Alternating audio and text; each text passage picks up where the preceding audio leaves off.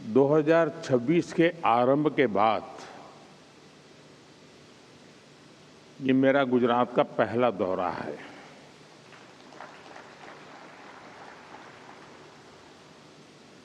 और सुखद इसलिए भी है क्योंकि 2026 की मेरी यात्रा सोमनाथ दादा के चरणों में सर झुका करके हुई है।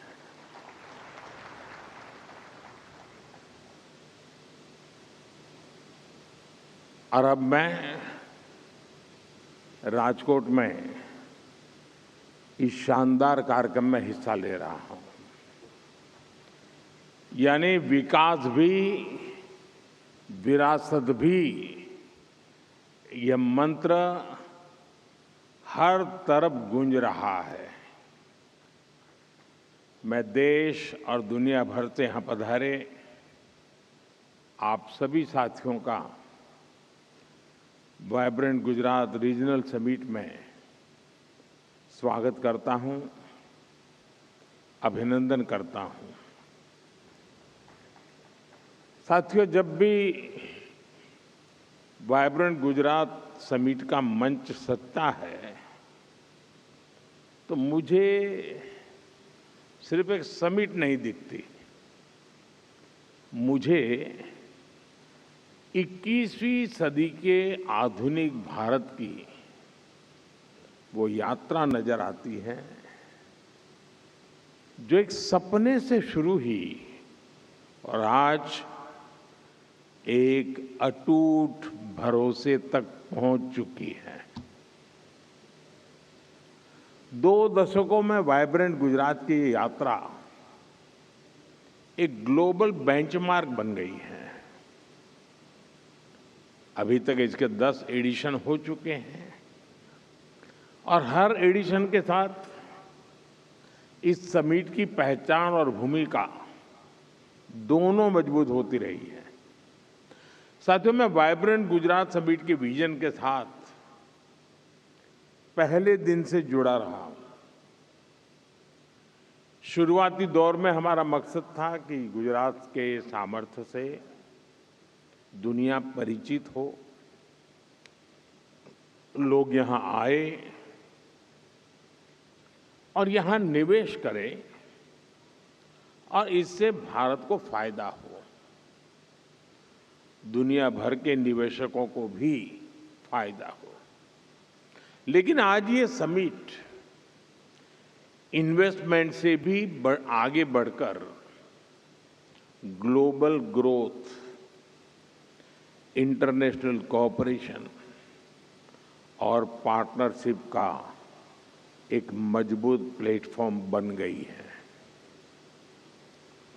बीते सालों में ग्लोबल पार्टनर्स की संख्या लगातार बढ़ती गई है और समय के साथ ये समिट इंक्लूजन का भी बहुत बड़ा उदाहरण बन गई है। यहां कॉरपोरेट ग्रुप के साथ साथ कोऑपरेटिव्स, एमएसएमईज, स्टार्टअप्स, मल्टीलेटरल और बायलेटरल संगठन, इंटरनेशनल फाइनेंशियल इंस्टीट्यूशंस सभी एक साथ संवाद करते हैं, चर्चा करते हैं। गुजरात के विकास के साथ कंधे से कंधा मिलाकर चलते हैं। साथियों, बीते 2 दशकों में वाइब्रेंट गुजरात समिट ने लगातार कुछ नया, कुछ विशेष किया है। वाइब्रेंट गुजरात की ये रीजनल समिट भी इसका एक उदाहरण बन गई है। इसका फोकस गुजरात के अलग अलग हिस्सों के अनटैप पोटेंशियल को परफॉर्मेंस में बदलने का है। जैसे किसी क्षेत्र में कोस्टलाइन का सामर्थ्य है तो कहीं एक लंबी ट्राइबल बेल्ट है, कहीं इंडस्ट्रियल क्लस्टर का एक बड़ा इकोसिस्टम है तो कहीं खेती और पशुपालन की समृद्ध परंपरा है। यानी गुजरात के अलग अलग रीजन्स की अपनी ताकत है। वाइब्रेंट गुजरात की रीजनल समिट गुजरात की इन्हीं रीजनल संभावनाओं पर फोकस करते हुए आगे बढ़ रही है। साथियों, 21वीं सदी का एक चौथाई हिस्सा बीत चुका है। बीते वर्षों में भारत ने बहुत तेज प्रगति भी की है और इसमें गुजरात की आप सभी की बहुत बड़ी भूमिका रही है। भारत दुनिया की तीसरी बड़ी इकोनॉमी बनने की तरफ तेज गति से आगे बढ़ रहा है और जो आंकड़े आ रहे हैं उससे ये साफ है कि भारत से दुनिया की उम्मीदें लगातार बढ़ रही है।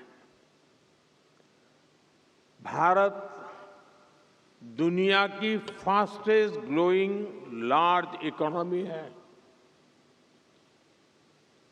इन्फ्लेशन काबू में है। एग्रीकल्चर प्रोडक्शन में भारत नए रिकॉर्ड बना रहा है। भारत मिल्क प्रोडक्शन में नंबर 1 है। जेनेरिक मेडिसिन प्रोडक्शन में मामले में भारत नंबर 1 है। दुनिया में जो देश सबसे ज्यादा वैक्सीन बनाता है उस देश का नाम भारत है। साथियों, भारत की ग्रोथ से जुड़ी fact reform, perform and transform के उस मंत्र की सक्सेस स्टोरी है। बीते 11 वर्षों में भारत दुनिया का सबसे बड़ा मोबाइल डेटा कंज्यूमर बना है। हमारा यूपीआई दुनिया का number 1 real time digital transaction platform बना है। कभी हम 10 में से 9 मोबाइल बाहर से मंगाते थे। आज भारत दुनिया का दूसरा सबसे बड़ा मोबाइल मैन्युफैक्चरर है। आज भारत में दुनिया का तीसरा सबसे बड़ा स्टार्टअप इकोसिस्टम है। सोलर पावर जनरेशन के मामले में भी टॉप 3 देशों में से भारत एक है। हम तीसरे बड़े एविएशन मार्केट है और मेट्रो के मामले में भी हम दुनिया में टॉप 3 नेटवर्क में शामिल हो गए हैं। साथियों, आज हर ग्लोबल एक्सपर्ट, ग्लोबल संस्थाएं भारत को लेकर बुलिश है। आईएमएफ भारत को ग्लोबल ग्रोथ का इंजन बताता है। एसएनपी 18 इयर्स के बाद भारत की रेटिंग अपग्रेड करती है। फिच रेटिंग भारत की मैक्रो स्टेबिलिटी और फिस्कल क्रेडिबिलिटी इसकी प्रशंसा करती है। भारत पर दुनिया का ये भरोसा इसलिए है क्योंकि ग्रेट ग्लोबल अनसर्टेनिटी के बीच भारत में हम एक अभूतपूर्व सर्टेनिटी का दौर देख रहे हैं। आज भारत में पॉलिटिकल स्टेबिलिटी है, पॉलिसी में कंटिन्यूटी है। भारत में न्यू मिडिल क्लास का दायरा बढ़ रहा है, उनकी परचेजिंग पावर बढ़ रही है और इन फैक्टर्स ने भारत को असीम संभावनाओं का देश बना दिया है। मैंने लाल किले से कहा था, यही समय है, सही समय है। देश और दुनिया के हर निवेशक के पास इन संभावनाओं का लाभ उठाने का यही समय है, सही समय है। और वाइब्रेंट गुजरात रीजनल समिट भी आप सभी इन्वेस्टर्स को यही संदेश दे रही है। सौराष्ट्र कच्छ में निवेश का यही समय है, सही समय है। साथियों, आप सभी जानते हैं, सौराष्ट्र और कच्छ ये गुजरात के वो क्षेत्र हैं जो हमें सिखाते हैं कि चुनौती चाहे कितनी ही बड़ी क्यों न हो, अगर ईमानदारी से, मेहनत से डटे रहा जाए तो सफलता जरूर मिलती है। ये वही कच्छ है जिसने इस सदी की शुरुआत में भीषण भूकंप झेला था। ये वही सौराष्ट्र है जहां वर्षों तक सूखा पड़ता था। पीने के पानी के लिए माताओं बहनों को कई कई किलोमीटर चलकर जाना पड़ता था। बिजली का कोई ठिकाना नहीं था। हर तरफ मुश्किलें ही मुश्किलें थी। साथियों, आज जो 20-25 साल के नौजवान हैं, उन्होंने उस दौर की सिर्फ कहानियां सुनी हैं। सच्चाई ये थी कि लोग कच्छ में, सौराष्ट्र में लंबे वक्त तक रहने के लिए तैयार नहीं होते थे। उस कालखंड में लगता था कि स्थितियां कभी भी नहीं बदलेगी, लेकिन इतिहास साक्षी है, समय बदलता है और जरूर बदलता है। सौराष्ट्र कच्छ के लोगों ने अपने परिश्रम से अपना भाग्य बदल दिया है। साथियों, आज सौराष्ट्र और कच्छ सिर्फ अवसरों का ही क्षेत्र नहीं है, बल्कि एक क्षेत्र भारत की ग्रोथ का एंकर रीजन बन चुका है। ये रीजन आत्मनिर्भर भारत अभियान को गति देने वाला बहुत बड़ा सेंटर बन रहा है। भारत को ग्लोबल मैन्युफैक्चरिंग हब बनाने में सौराष्ट्र और कच्छ की बहुत बड़ी भूमिका है, और ये भूमिका मार्केट ड्रिवन है, और यही बात इन्वेस्टर्स के लिए सबसे बड़ा भरोसा बनती है। यही राजकोट में ही 2.5 लाख से अधिक एमएसएमईज हैं। यहां अलग अलग इंडस्ट्रियल क्लस्टर्स में स्क्रू ड्राइवर से लेकर auto parts, machine tools, luxury car के लाइनर्स, एरोप्लेन, फाइटर प्लेन और रॉकेट तक के पार्ट्स ये हमारे राजकोट में बनते हैं। यानी यह रीजन लो कॉस्ट मैन्युफैक्चरिंग से लेकर high precision, high technology manufacturing तक पूरी वैल्यू चेन को सपोर्ट करता है। और यहां का ज्वेलरी उद्योग तो अपने आप में विश्व प्रसिद्ध है।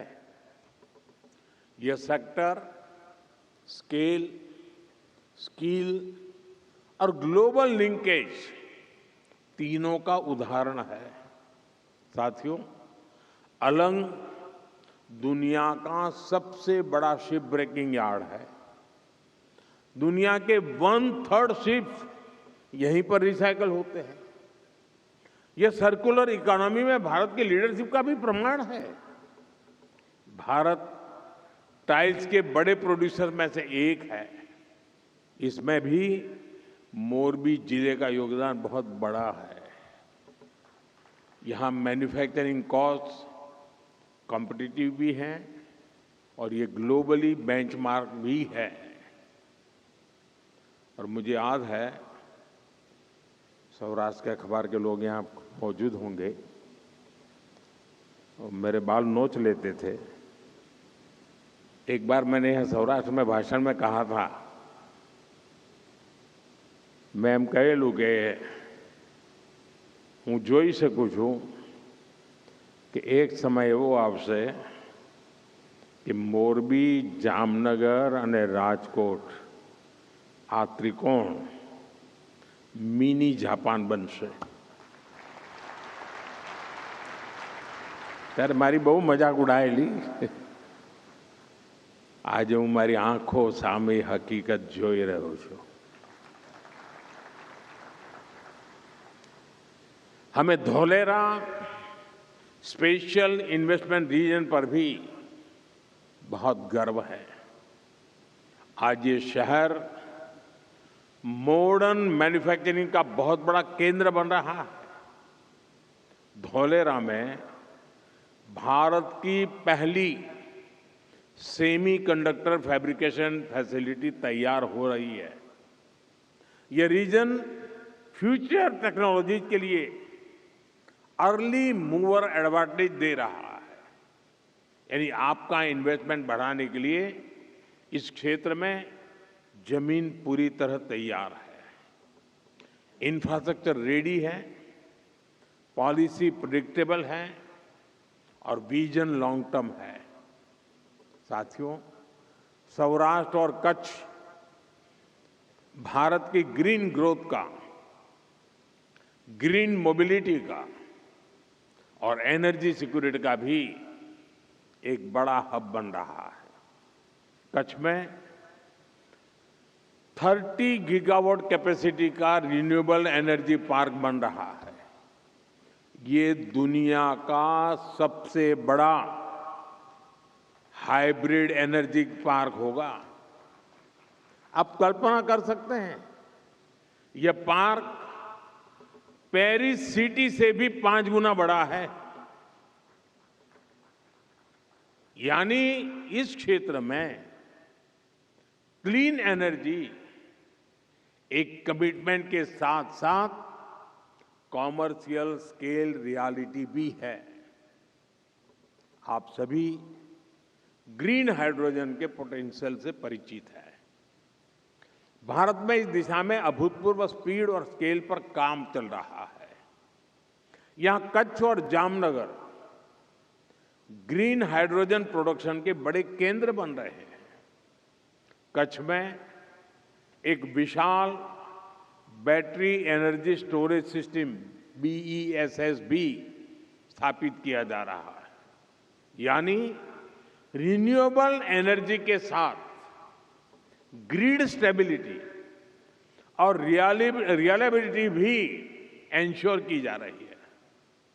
साथियों, कच्छ और सौराष्ट्र का एक और बहुत बड़ा सामर्थ्य है, यह रीजन भारत के वर्ल्ड क्लास पोर्ट से लेस है। भारत के एक्सपोर्ट का बहुत बड़ा हिस्सा यहीं से गुजरता है। पीपावाव और मुंद्रा जैसे पोर्ट्स भारत के ऑटोमोबाइल एक्सपोर्ट्स के मेजर हब बन चुके हैं। पिछले वर्ष गुजरात के पोर्ट से करीब 2.25 लाख व्हीकल्स एक्सपोर्ट हुए हैं। लॉजिस्टिक्स ही नहीं, यहां पोर्ट लेड डेवलपमेंट के हर एस्पेक्ट में इन्वेस्टमेंट की अनंत संभावनाएं हैं। इसके साथ ही गुजरात सरकार फिशरीज सेक्टर को भी विशेष प्राथमिकता दे रही है। फिशरीज इंफ्रास्ट्रक्चर पर यहां बड़े पैमाने पर काम हुआ है। सी फूड प्रोसेसिंग से जुड़े इन्वेस्टर्स के लिए यहां स्ट्रांग इकोसिस्टम तैयार है। साथियों, इंफ्रास्ट्रक्चर के साथ साथ इंडस्ट्री रेडी वर्कफोर्स आज सबसे बड़ी आवश्यकता है और गुजरात इस मोर्चे पर इन्वेस्टर्स को पूरी सर्टेनिटी देता है। यहाँ एजुकेशन और स्किल डेवलपमेंट का इंटरनेशनल इकोसिस्टम मौजूद है। गुजरात सरकार की कौशल skill university future ready skill में युवाओं को तैयार कर रही है। ये ऑस्ट्रेलिया और सिंगापुर की यूनिवर्सिटी के साथ कोलैबोरेशन में काम कर रही है। नेशनल डिफेंस यूनिवर्सिटी भारत की पहली नेशनल लेवल डिफेंस यूनिवर्सिटी है। Gatishakti university road, railway, airway, waterways और लॉजिस्टिक्स हर सेक्टर के लिए स्किल मैन पावर तैयार कर रही है। यानी इन्वेस्टमेंट के साथ साथ यहां टैलेंट पाइपलाइन भी एश्योर्ड है। आज ढेर सारी फॉरेन यूनिवर्सिटीज भारत में नए नए अवसर देख रही हैं और गुजरात उनके लिए प्रिफर्ड डेस्टिनेशन बन रहा है। गुजरात में ऑस्ट्रेलिया की 2 प्रमुख यूनिवर्सिटीज अपने कैंपस शुरू कर चुकी है। आने वाले समय में ये संख्या और बढ़ने वाली। साथियों, गुजरात में नेचर भी है, एडवेंचर भी है, कल्चर भी है और हेरिटेज तो है ही है। यानी टूरिज्म का जो अनुभव चाहिए वो यहां मिलेगा। लोथल भारत की 4,500 साल पुरानी समुद्री विरासत का प्रतीक है। यहां दुनिया का सबसे प्राचीन मानव निर्मित डॉकयार्ड मिला है। यहां नेशनल मैरीटाइम हेरिटेज कॉम्प्लेक्स तैयार हो रहा है।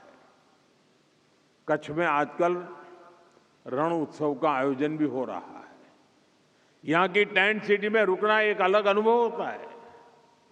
साथियों, जो जंगलों का, वाइल्ड लाइफ का शौकीन है उसके लिए गिर फॉरेस्ट में एशियाटिक लायन के दर्शन से बेहतर भला क्या अनुभव हो सकता है। यहां हर वर्ष 9 लाख से अधिक पर्यटक आते हैं। जिसे समंदर का साथ अच्छा लगता है उनके लिए शिवराजपुर बीच है जो ब्लू फ्लैग सर्टिफाइड है। इसके अलावा मांडवी, सोमनाथ, द्वारका में भी बीच टूरिज्म के लिए अनेक संभावना है। यहां पासी में दीव भी है। दीव भी वाटर स्पोर्ट्स का, बीच गेम्स का बेहतरीन डेस्टिनेशन बन रहा है। यानी आप इन्वेस्टर्स के लिए सामर्थ्य से, संभावनाओं से भरा ये पूरा क्षेत्र है। आप जरूर इसका पूरा लाभ उठाइए। और मैं बहुत पहले से कहता आया हूं, अगर आप देरी करें तो मुझे दोष मत देना। सौराष्ट्र कच्छ में आपका हर निवेश गुजरात के विकास को गति देगा, देश के विकास को गति देगा। और सौराष्ट्र की ताकत, अभी रवांडा के हाई कमिश्नर बता रहे थे कि मैं जब रवांडा गया तो मैंने 200 गाय वहां गिफ्ट की थी। ये 200 गाय हमारी गिर गाय थी।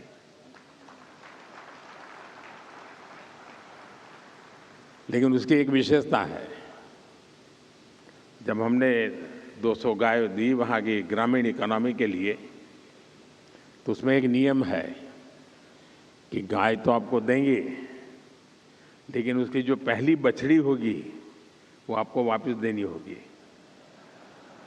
और वो हम दूसरे परिवार को देते हैं। यानी इन दिनों वो 200 गाय से शुरू हुआ, हजारों परिवारों के पास गाय पहुंच चुकी है। रवांडा की ग्रामीण इकोनॉमी को बहुत बड़ी ताकत दे रही है और हर घर में गिर गाय नजर आ रही है। ये है मेरा सौराष्ट्र। साथियों, आज का भारत विकसित होने के लक्ष्य पर तेजी से काम कर रहा है और हमारे इस लक्ष्य की प्राप्ति में रिफॉर्म एक्सप्रेस की बहुत बड़ी भूमिका है। रिफॉर्म एक्सप्रेस यानी हर सेक्टर में नेक्स्ट जनरेशन रिफॉर्म। जैसे अब से कुछ समय पहले ही देश ने नेक्स्ट जनरेशन जीएसटी रिफॉर्म लागू किए थे। हर सेक्टर पर इसका अच्छा असर दिखा। विशेष रूप से हमारे एमएसएमईज को बहुत फायदा हो रहा है। रिफॉर्म एक्सप्रेस पर सवार भारत ने बहुत बड़ा रिफॉर्म इंश्योरेंस सेक्टर में किया गया है। भारत ने इंश्योरेंस सेक्टर में 100% एफडीआई को मंजूरी दे दी है। इससे देशवासियों को 100% बीमा कवरेज देने के अभियान को गति मिलेगी। इसी तरह करीब 6 दशक के बाद इनकम टैक्स कानून को आधुनिक किया गया है। इससे करोड़ों टैक्स पेयर्स को फायदा होगा। भारत ने ऐतिहासिक लेबर रिफॉर्म्स को भी लागू कर दिया है। इससे वेजेज, सोशल सिक्योरिटी और इंडस्ट्री तीनों को एक यूनिफाइड फ्रेमवर्क मिला है। यानी श्रमिक हो या फिर इंडस्ट्री, सभी का इससे फायदा है। साथियों, आज भारत डेटा आधारित इनोवेशन का, एआई रिसर्च का, सेमीकंडक्टर मैन्युफैक्चरिंग का एक ग्लोबल हब बनता जा रहा है। यानी भारत की पावर डिमांड लगातार बढ़ रही है। भारत को एश्योर्ड एनर्जी की बहुत जरूरत है और इसका बहुत बड़ा माध्यम न्यूक्लियर पावर है। इसको देखते हुए हमने न्यूक्लियर पावर सेक्टर में भी नेक्स्ट जनरेशन रिफॉर्म किया है। भारत ने पिछले संसद के सत्र में शांति एक्ट के जरिए सिविल न्यूक्लियर एनर्जी को प्राइवेट पार्टनरशिप के लिए ओपन कर दिया है। ये इन्वेस्टर्स के लिए बहुत बड़ा अवसर है। साथियों, यहां उपस्थित सभी निवेशकों को मैं विश्वास दिलाता हूं, हमारी रिफॉर्म एक्सप्रेस अब रुकने वाली नहीं है। भारत की रिफॉर्म जर्नी इंस्टीट्यूशनल ट्रांसफॉर्मेशन की दिशा में बढ़ चुकी है।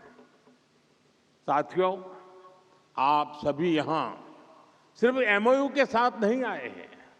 आप यहां सौराष्ट्र कच्छ के विकास और विरासत से जुड़ने आए हैं। मैं आपको विश्वास दिलाता हूं, आपके इन्वेस्टमेंट की पाई पाई यहां शानदार रिटर्न दे करके जाएगी।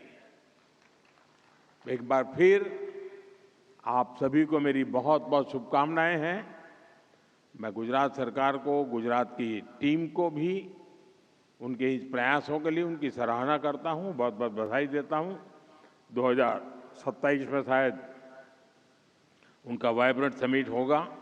उसके पहले ये रीजनल समिट एक अच्छा प्रयोग हो रहा है और मुझे खुशी हो रही है कि जिस काम को शुरू करते समय मुझे काम करने का अवसर मिला था, आज जब मेरे साथियों के द्वारा उस तक का विस्तार हो रहा है, उसको नई ऊर्जा मिल रही है, तो आनंद अनेक गुना बढ़ जाता है।